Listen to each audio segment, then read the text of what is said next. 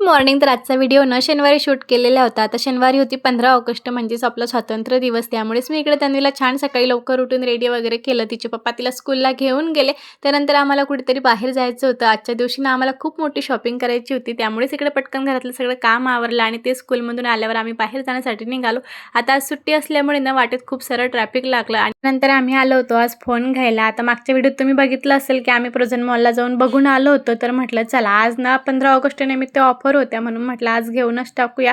जवळपास 2-3 महिने झाले चालू होतं घ्यायचा म्हणून. आता आम्हाला जो पाहिजे तो इकडे फोन वगैरे बघितला आणि फायनल केला. त्याचीच इकडे प्रोसेस वगैरे चालू होती. आता इकडे ना यांचं काम चालू होतं पण आम्हा दोघींना मात्र खूप जास्त बोर होत होतं.